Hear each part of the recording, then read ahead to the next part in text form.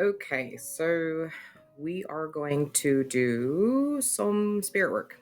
So this is for someone in particular who really wanted some updates on how I choose to go about communicating with spirits. So I have a volunteer with me today, and this volunteer, she's been gracious and very generous with her time as well as her efforts.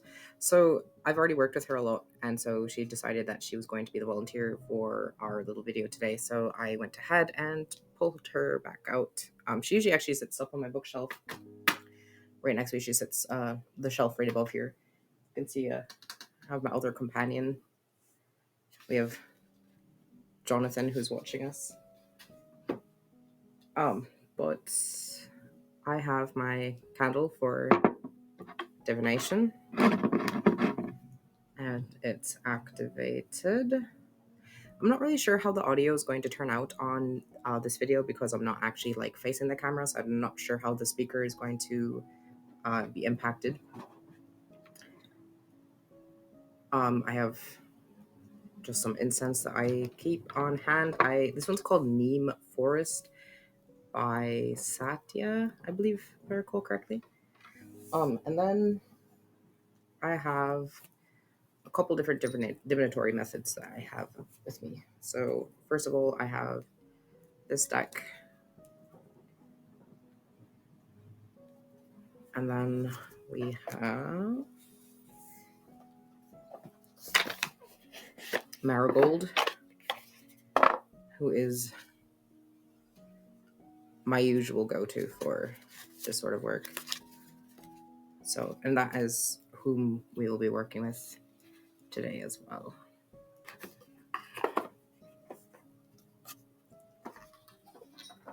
I also do have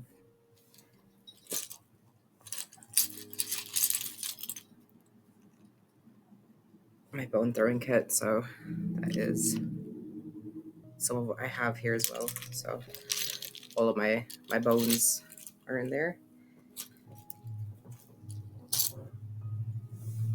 So to begin with, you get your subject out, and sometimes this is all that it takes for a spirit to actually want to start working and communicating with you. So if you don't feel like you have a good connection with something, it's okay to just bring them out anyway, and then don't ignore the mess that's over there. That's going to be taken care of later.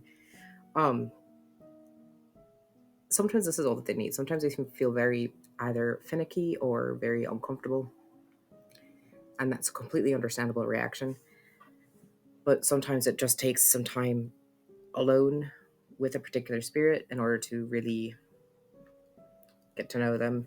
The light is so potent on this, it's not even funny. Okay, so we have our cards, set those next to it. I usually keep so this is some of her fur, actually. This is black bear fur, and this does belong to her. And then as well as like all of these darker pieces. And this brown piece that I have here is another ally of mine whom really is friendly and cooperative with my particular work. So go ahead.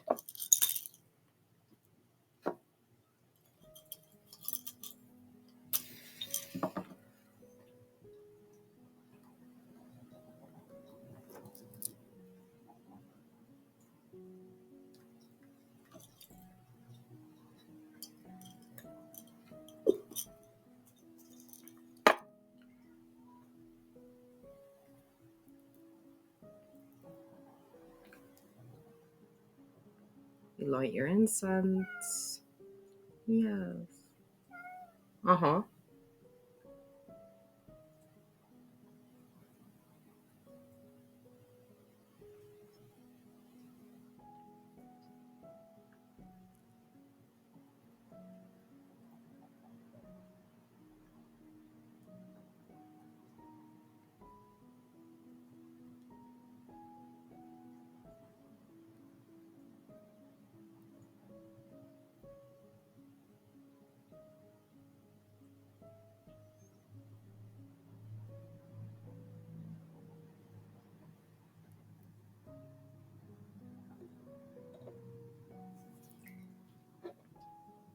my little incense holder.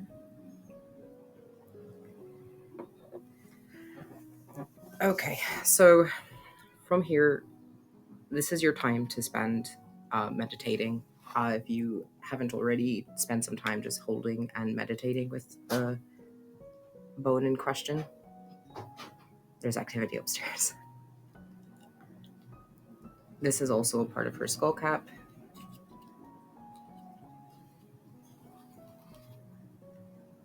And then these are the cards that we're going to be using.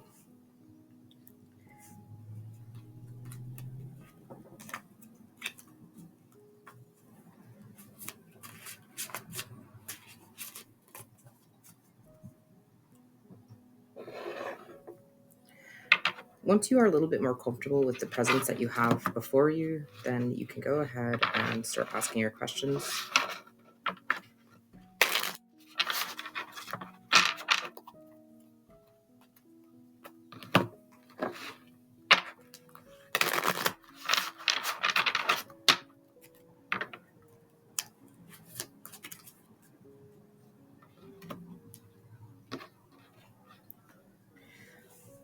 So traditionally what I would do is very similar to how you would do a deck interview.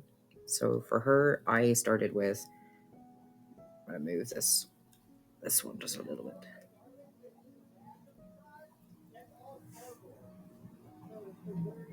My neighbors are so loud.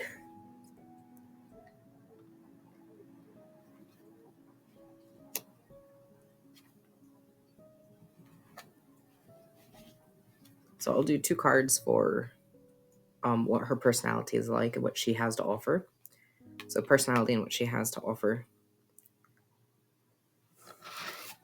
And this is going to give you a determined attitude that the spirit has. So if she doesn't want to work with you, or whoever it is doesn't want to work with you, you'll usually get a card that says, I have nothing to offer you, I have nothing of interest.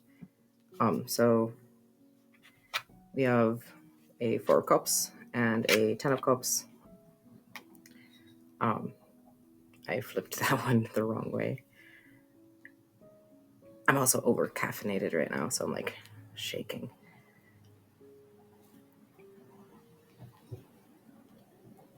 And then from there, do a reading that is, how are we best going to work together? So as long as like this card,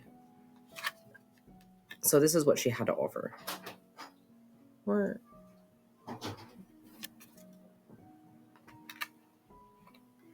And then from there, how are we best going to work together? And then what can I learn from you?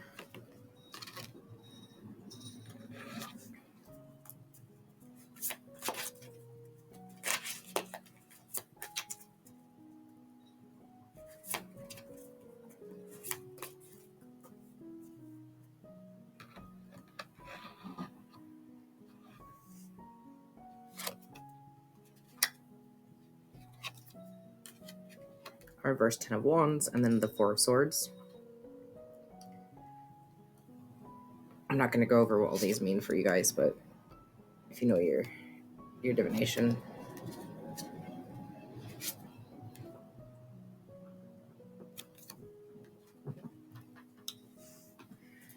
And then, because I did intend for this to actually be a somewhat short video, you can ask questions the same way that you would do like any other deck. So ask like, what are you not going to assist me with? 2 of Swords, decision making. She's not going to really be good with decision making. She's more so going to be an emotional support and sense of wisdom for your times of need. And then I don't have as much space here because I set it up in a very weird way. Ooh.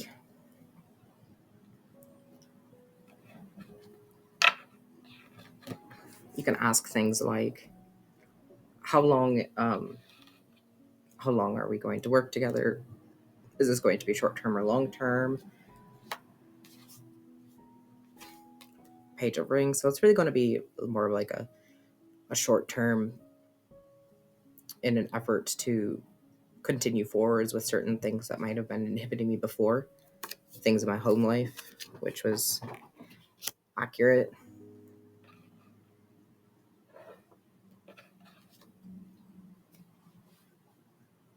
And then you just want to spend some time asking other personality questions like, what do you not like about your space? Or what do you like about your space?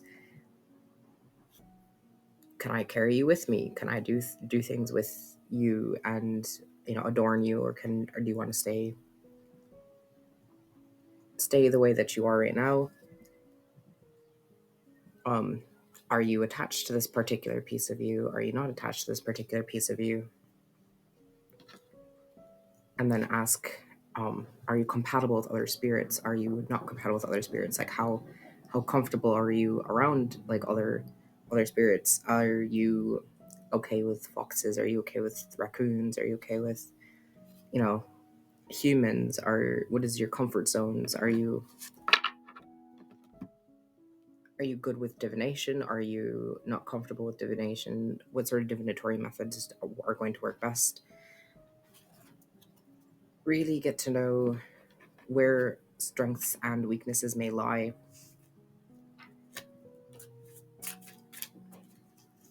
and work to come to a like stable understanding for how you want to carry the spirit with you. So for her, I'm keeping some of her fur, which she will continue to sort of provide me aid with. And then we're talking about doing something about this piece right here. It's kind of big, so I'm not really sure how I want to go about working with this piece. But she is going to be getting, well, we've spoken about it a little bit. She is going to be getting some pyrography on her skull. She's going to be getting a bunch of stuff work. She's going to want to get a bunch of work done. But there's this big gaping hole in the back, so you actually can stick things into her skull if you'd like to. Um, you can utilize skulls as holding places for things that you want charged or you want them to preside over. So kind of know where your barriers and your boundaries are when you're working with them. Also, she likes to be touched. If you feel that a particular like thing wants to be like pet or touched, like it's okay to just, these are sort of bonding things that you can just do and just spend time doing. I have a name for her, but I'm not going to say what that name is because, well, reasons.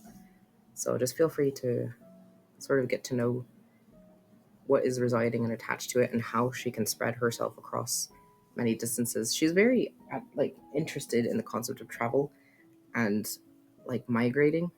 She really likes the idea sorry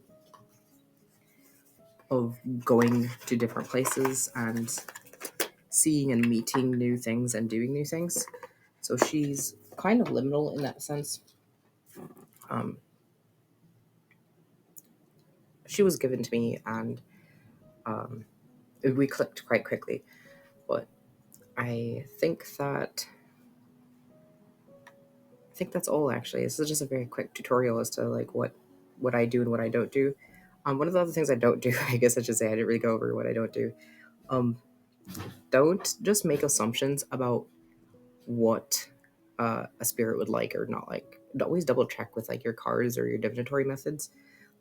She worked best with the Marigold deck, and so that's what I used with her initially.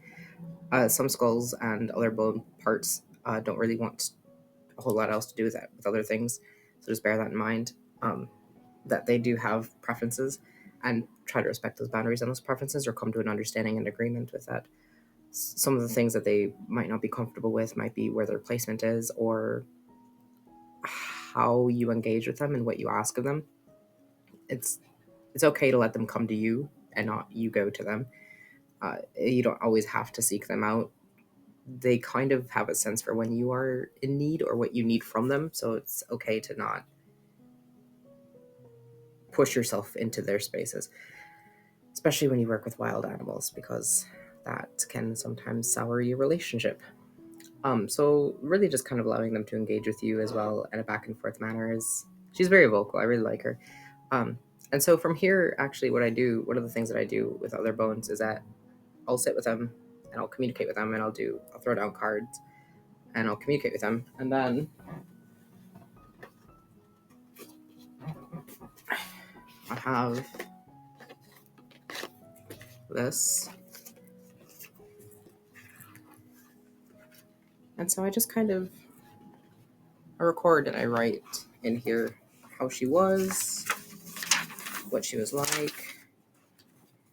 So I'll take this and I'll just make notes on what was discussed and what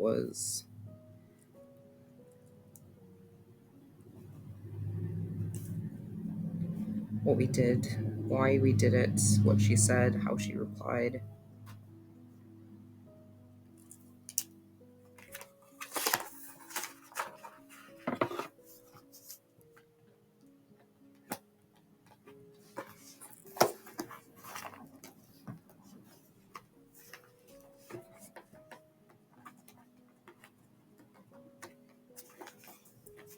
So that's where I keep that.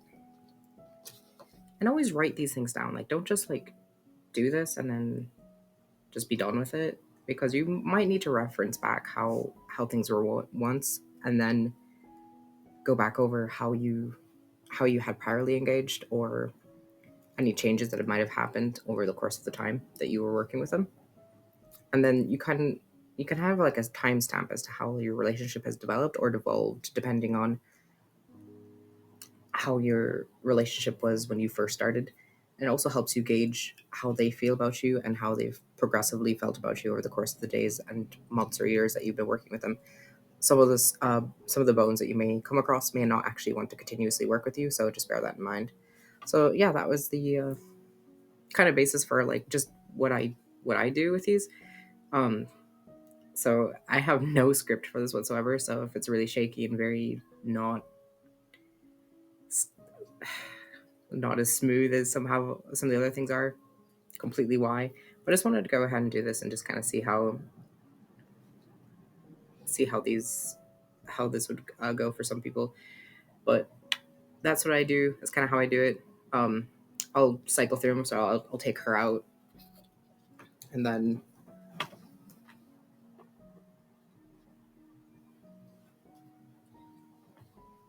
after I'm done with her, I'll bring a new one in. So I'll set that one down. I'll go through cards.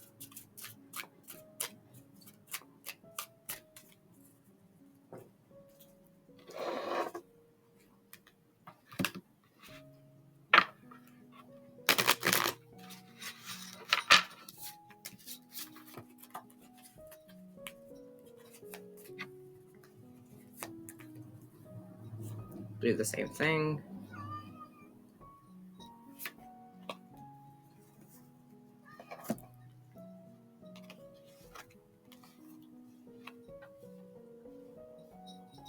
Ask what they're good at, what they're not good at, what they have to offer, what they don't want to offer. And you just go through every single bone that you have like this. Just take some time to get to know them. It's like you're just interviewing them. You're interviewing them, you're getting to know them. Pay attention to whether or not they respond or they don't respond, or how the cards feel when you draw them. Because when you kind of just draw, you might be taking things as a response, but they're not actually truly a response. It's just them kind of, bullshitting you. So just bear that in mind when they want to speak, when they don't want to speak. This is a beautiful piece, actually. I really like her. She's very sweet. So just some things to keep in mind. That's just kind of how the process goes from like where I start: candle, incense, bone, and divination. So it's kind of just the process that I go through. So yeah, that's all for you.